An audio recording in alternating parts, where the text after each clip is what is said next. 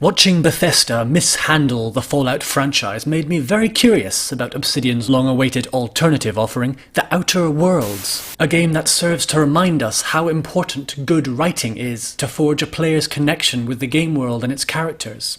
The game feels stable, optimized, bug-free for me so far, with zippy loading times and relatively satisfying combat and conversation gameplay. Developers Obsidian Entertainment have clearly enjoyed their time writing out the many considered and humorous multi-layered quests and sprawling dialogue trees. It takes a huge chunk of mechanical inspiration from their work on Fallout New Vegas, down to the cam kills and terminals, and tactical time dilation, their adjusted version of VATS. It is a really clever pick and mix of good ideas from lots of games, with Ada, the ship's AI, who seems a little derivative of GLaDOS from Portal, while companion Parvati reminds me very much of Kaylee from Firefly, and there's a mergence of open world and linear environments that constrain the story without making the game feel constrained. It mixes the run-down atom punk aesthetic of Fallout with diesel punk, the brighter colour palette of No Man's Sky or Borderlands, and the Wild West narrative and political vibe of, again, Firefly. It's a compelling and attractive game, if not quite graphically mind-blowing. The game looks much more vibrant than Fallout 4, with equally colourful characters that keep making me smile and chuckle and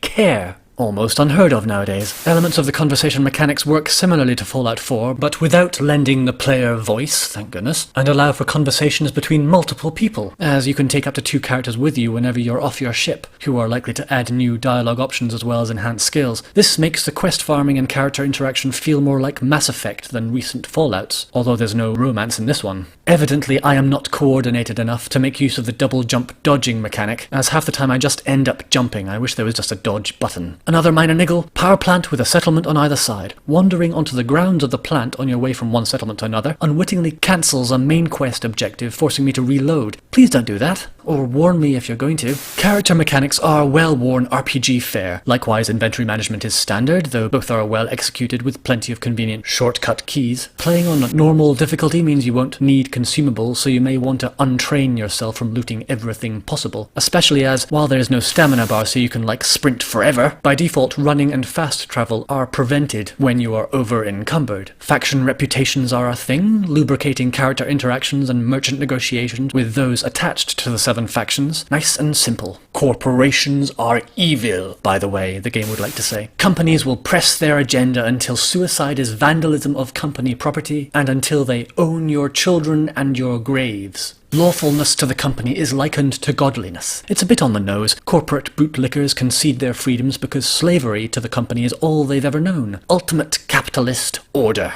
On the other side of the political spectrum, chaos. Dirty, unemployed marauders wander the plains scavenging. These outlaws are masked and dehumanized, instant foes, to be killed and looted to the player's leisure without consequence. The game paints the middle road as the righteous one, orderly, kindly communities and businesses that look after one another's well-being, facing down both marauders who want to kill them and company authorities who want to own them. Fair enough. While the factions in tension are similar to those seen in Firefly, Alliance, Rebels and Reapers, unlike Reapers, the Outer Worlds marauders have not been given context to place them comfortably beyond redemption. Quite early on, a character negotiates their way into a marauder gang without issue, so they seem to be just normal human beings. In open world games, I'm always irked by the disposability of outlaws and bandits, outcasts of society, but it's a little more irksome here given the obvious political leanings of the game, and the humanity it otherwise paints onto those who are dejected by the status quo. 'Tis a nit I have picked. Overall, though, the game is a labour of love and exactly what's needed at this time, in what is starting to feel like a post-Bethesda AAA gaming space, and will almost certainly be enjoyed by fans of early Fallouts or Mass Effect games, and especially Fallout New Vegas.